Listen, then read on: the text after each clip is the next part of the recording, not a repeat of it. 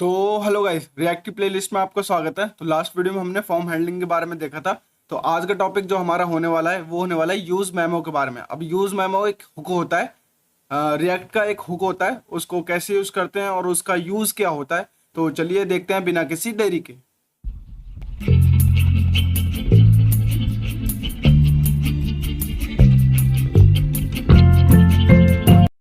तो सबसे पहले एक कंपोनेंट बना लेंगे कंपोनेंट फोल्डर के अंदर। तो जाएंगे अपने कंपोनेंट फोल्डर के अंदर और इसके अंदर जाके एक बना लेंगे फाइल। किस नाम से? मेमो नाम से बना देता हूँ, क्योंकि यूज मेमो पढ़ने वाले हैं हम। तो मेमो डॉट जेएस नाम से बना रहा हूँ, ठीक है। इसको कर देते हैं बंद बिना किसी देरी के। R F C. और अब देखो, यूज मेमो कहाँ पे और कब यूज करते हैं वो मैं बता देता हूँ। उसके लिए मैं कुछ चीजें बना रहा हूँ, जल्दी जल्दी दिखा देता हूँ, ठीक है। कॉन्स्ट, एक तो काउंट बना देता हूँ। Count comma set count equals to use state और इनिशियल वैल्यू 0 कर देता हूँ। और इसमें कर देता हूँ आइटम और सेट आइटम्स, ठीक है। सेट आइटम्स नहीं, सॉरी, सेट आइटम कर देता हूँ। और इसको भी क्या कर देता हूँ? 0। और बिना किसी देरी के एक H1 लेता हूँ। अभी देखते जाओ, ये तो आप पहले भी कर चुके हो यूज स्टेट को, तो बस मैं वही कर रहा हूँ। इसको यहाँ काउंट दे देता हूँ और यहाँ पे इसको आइटम दे देता हूँ। और सेट करने के लिए दो बटन बनाता हूँ, ठीक है। तो बटन यहाँ पे दे देता हूँ काउंट और यहाँ पे दे देता हूँ आइटम। और ऑन क्लिक पे क्या करता हूँ? ऑन क्लिक पे कर देता हूँ एक फंक्शन लेगा, इसमें सेट काउंट कर देता हूँ। सेट काउंट और ये क्या करे कि काउंट +1 कर दे, ठीक है। काउंट +1, सॉरी, इक्वल टू लेके +1। और इसको ही ऑन क्लिक को ही कॉपी करके यहाँ कर देता हूँ इसमें पेस्ट। और यहाँ काउंट की जगह क्या आएगा? सेट काउंट की जगह आएगा आइटम, ठीक है। आइटम्स और आइटम का आई कैपिटल, आइटम, ठीक है। और यहाँ पे आएगा आइटम। आइटम +1 नहीं कर रहा मैं, इनटू में कर देता हूँ। यहाँ पे इनटू में 10 कर देता हूँ, ठीक है, कि जब भी हम इस पर क्लिक करें तो इनटू 10 हो जाए। करते हैं सेव। इसको करते हैं यहाँ पे इंपोर्ट। अभी वो सब सिंपली उसका पार्ट था यूज स्टेट का, जो हम पहले भी देख चुके हैं। अब यूज मेमो कहाँ यूज करते हैं वो अब बताऊंगा। उसके लिए ये चीज करना जरूरी था, तभी ये एक एग्जाम्पल की तरह है। तो इतना मुझे करना जरूरी था, इस वजह से। ठीक है, काउंट पे क्लिक कर रहा हूँ, काउंट हो रहा है। आइटम्स पे क्लिक कर रहा हूँ तो मल्टीप्लाई 10 नहीं हो रहा। आइटम्स क्या दिक्कत आ रही है, एक चीज वो देख लेते हैं बस। Item set item use state 0, ठीक है। आइटम, ठीक है। आइटम इंटू 10 सेट आइटम, ये भी ठीक है। On click items, item set count set item, सब चीज़ ठीक है। आई थिंक गलती कहाँ पे हो रही है? फिर सेव करते हैं फिर से एक बार। कंपाइल सक्सेसफुली बता रहा है, कोई दिक्कत नहीं है। रिफ्रेश करते हैं। आइटम्स इंक्रीज नहीं हो रहा, काउंट हो रहा है। कंसोल में देख लेते हैं क्या एरर आ रहा है। बहुत बार यार एरर कुछ ऐसे होते हैं जो छोटे बहुत एरर होते हैं बट दिखाई नहीं पड़ते, ठीक है। कंसोल में जाते हैं, कंसोल में आइटम्स पे क्लिक करता हूँ। कोई एरर आ रहा है? नहीं, कोई एरर नहीं आ रहा, यानी वहीं पे हमारी कुछ गड़बड़ हो रही है। गड़बड़ क्या? ओ सॉरी, आइटम हमने डिफॉल्ट वैल्यू 0 कर रखे, उससे कितने से भी मल्टीप्लाई करें, 10 से करें या कुछ करें, आंसर 0 ही आएगा, इसलिए वहाँ 0 फिक्स है, ठीक है। तो इसकी डिफॉल्ट वैल्यू में 10 कर देता हूँ, ठीक है। अब हमें चेंज होता हुआ दिख जाएगा। और इसको करता हूँ रिफ्रेश। वो एक मैथमेटिकल इशू आ रहा था, ठीक है। तो वो जब रीजन देखा तो ठीक है, अभी इसको मैं 10 पे डिफॉल्ट वैल्यू 10 लेके चल रहा हूँ, जैसे काउंट पे कर रहा हूँ तो काउंट हो रहा है, और आइटम पे कर रहा हूँ तो 10 से मल्टीप्लाई होगा, एक एक जीरो बढ़ती जा रही है, ठीक है, सिंपल है। अब एक चीज देखना, जैसे मैं यहाँ पे एक फंक्शन बनाता हूँ, ध्यान से देखना, फंक्शन बनाने के लिए एक फंक्शन लिख देता हूँ, फंक्शन लिखता हूँ मल्टी काउंट, मल्टी काउंट, ठीक है, MUL मल्टी काउंट। और इस फंक्शन में क्या करेगा, ये रिटर्न करेगा मुझे, क्या करेगा, काउंट में मल्टीप्लाई कर देगा ये इनटू में 5 से, ठीक है, ये 5, ये जो मल्टी काउंट है वो करेगा 5 से मल्टीप्लाई। और इसको भी मैं यहाँ पे ले लेता हूँ, एक H1 ले लेता हूँ, और H1 के अंदर लेता हूँ मल्टी काउंट, ठीक है, मल्टी काउंट। और ये एक फंक्शन है, तो फंक्शन की तरह हम इसे कॉल करेंगे, यहाँ पे सेव करता हूँ,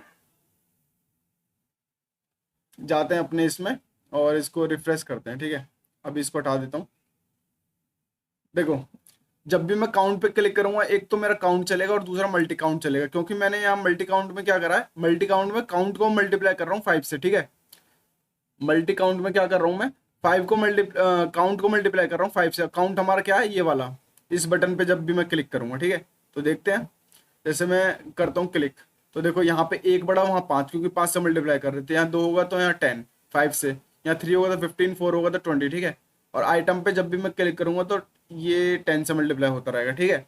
बट एक चीज देखो, एक चीज मैं दिखाता हूँ आपको, इंस्पेक्ट पे जाता हूँ,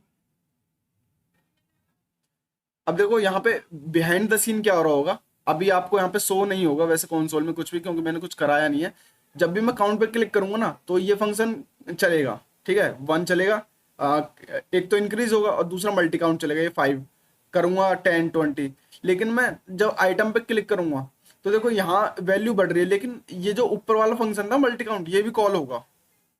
देखो मैं अभी यहाँ पे दिख नहीं रहा, अब दिखेगा आपको, जैसे मैं दिखा देता हूँ, यहाँ पे कर देता हूँ console, तो console डॉट लॉग, और यहाँ पे कुछ भी लिख देता हूँ, जब भी ये फंक्शन चले तो कुछ भी हो, जैसे फंक्शन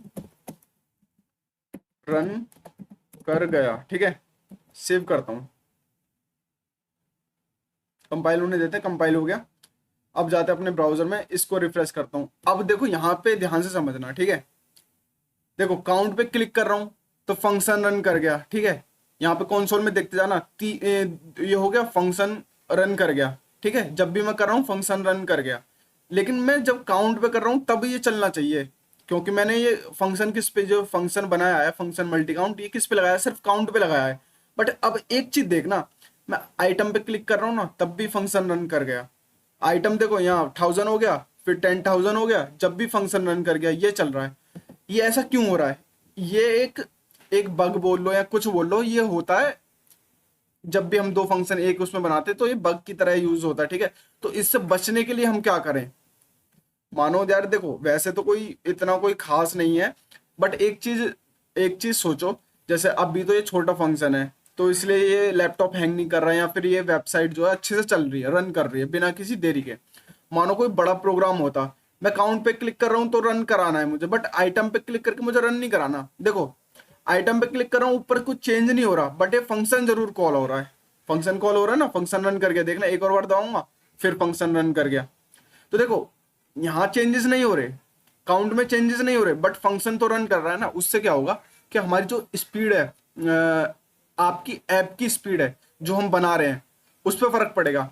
और दूसरा कहाँ फर्क पड़ेगा कि एफिशिएंसी पे, कितनी देखो हर चीज की, जैसे एक ऐप है कोई वर्क कर रहा है, उसमें वो हैंग ना हो, सिंपली स्मूथ चले, तो उसके लिए क्या करना चाहिए, ज्यादा से कम बग हो और ज्यादा से ज्यादा उसका फंक्शन करेक्ट हो।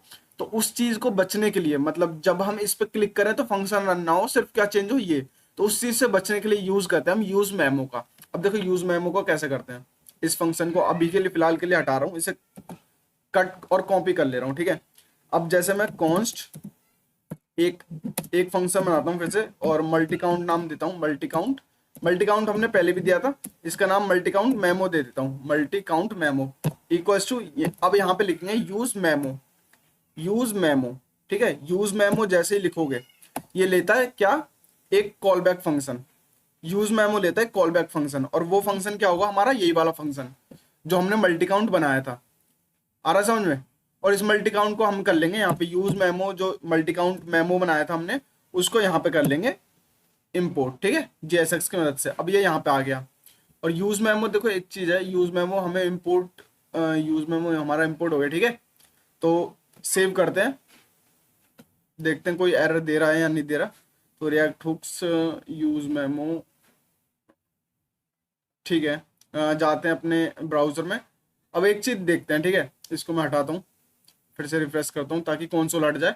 अब चेक करते हैं कि हमारा फंक्शन रन कर रहा है कि नहीं कर रहा। देखो काउंट पे क्लिक कर रहा हूँ तो फंक्शन रन कर गया, एक और बार कर रहा हूँ काउंट पे क्लिक तो फंक्शन रन कर गया, क्योंकि काउंट पे तो हमने लगाया ही था, ठीक है। बट हम आइटम पे क्लिक कर रहे हैं तो कर रहा है।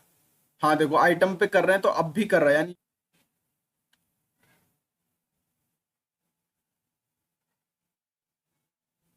तो यानी उसका मतलब क्या है कि यूज मेमो जो है हमारा, वो हमारा अच्छे से नहीं लगा, और वो चीज यहाँ पे एरर भी शो कर रहा था, ठीक है। यूज मेमो चेक करते हैं, यूज मेमो यही है ना, हाँ यूज मेमो।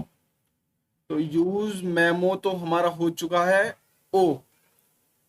अब देखो गलती कहाँ कर रहे थे हम, ठीक है, गलती कर रहे थे, यूज मेमो लेता है दो पैरामीटर, एक तो वो फंक्शन लेता है, फंक्शन तो हमने लिख दिया, बट वो यूज कब करना है वो चीज तो हमने डिफाइन ही नहीं की, ठीक है। ध्यान से सुनना, यूज मेमो लेता है दो पैरामीटर, एक तो फंक्शन, तो फंक्शन तो हमने यहाँ पे लिख दिया, बट उसे रन कब करना है वो तो हमने बताया नहीं। रन करना है जब भी हम काउंट पे क्लिक करें, ठीक है, जब भी हम काउंट पे क्लिक करें, यानी ये जो काउंट था ना, यूज स्टेट से हमने बनाया था ये, कि जब भी यूज मेमो कब यूज हो, जब काउंट में चेंजेस हो। तो काउंट में चेंजेस कब होंगे, जब हम काउंट पे क्लिक करेंगे। तो सेव करते हैं, सक्सेसफुली हो गया। अब वार्निंग नहीं है तो अब इसको मैं हटाता हूँ। तो अब देखना अब क्या होता है। तो जैसे मैं काउंट पे क्लिक करता हूँ तो फंक्शन रन कर गया और यहाँ पे चेंजेस हो रहे हैं, दोनों चीज हो रहे हैं। बट जैसे मैं आइटम पे क्लिक करता हूँ, देखो देखो ये चेंज हो रहा है, बट फंक्शन रन कर गया अब नहीं आ रहा। अब हमारा फंक्शन जो है कॉल नहीं हो रहा। क्यों कॉल नहीं हो रहा? क्योंकि यूज मेमो क्या करता है, फंक्शन लेता है जिस फंक्शन को हमें रन नहीं कराना, ठीक है, जिस फंक्शन को हमें रन नहीं कराना, और किस में नहीं कराना, उसको वैल्यू को यहाँ पे नहीं देना, और जिस पे रन कराना उस वैल्यू को यहाँ पे पास कर देना है। अब देखो यूज मेमो फिर से एक बार समझा देता हूँ, कुछ नहीं है, सिंपली पहले दो हमने यूज स्टेट बनाए, बटन बनाए, और पहले हमने काउंट बनाया। काउंट क्या करता है, एक नंबर से इंक्रीज कर देता है, और आइटम क्या करता है 10 नंबर से मल्टीप्लाई कर देता है, ठीक है। और एक हमने बनाया फिर तीसरा फंक्शन मल्टी काउंट। अब मल्टी काउंट क्या करता है, फंक्शन हमारा जो काउंट था ना, काउंट जो हमने स्टेट बनाया था उसमें क्या करता है 5 से मल्टीप्लाई कर देता है। बट एक चीज हम देख रहे थे कि जब भी हम काउंट को चेंज कर रहे हैं तो क्या कर रहा है कि जब भी हम आइटम को चेंज कर रहे हैं फंक्शन अपने आप ऑटोमेटिकली कॉल हो रहा है, जबकि हमने सिर्फ ये किस पे लगाया था, काउंट पे लगाया था, हमने आइटम पे तो लगाया नहीं था। तो उस चीज से बचने के लिए क्या करते हैं, यूज मेमो। अब यूज मेमो क्या करता है, दो पैरामीटर लेता है, एक तो फंक्शन जिस फंक्शन को रन कराना है, ठीक है, तो वो फंक्शन हमने यहाँ पे डाल दिया, ये रहा वो फंक्शन, ठीक है, वो फंक्शन डाल दिया। दूसरा पैरामीटर लेता है जिस फंक्शन के लिए कॉल कराना है, ठीक है। ये फंक्शन रन हो गया, लेकिन किसके लिए रन कराना है, काउंट के लिए, कि जब भी काउंट में कोई चेंजेस हो तब रन करे, वरना ना हो।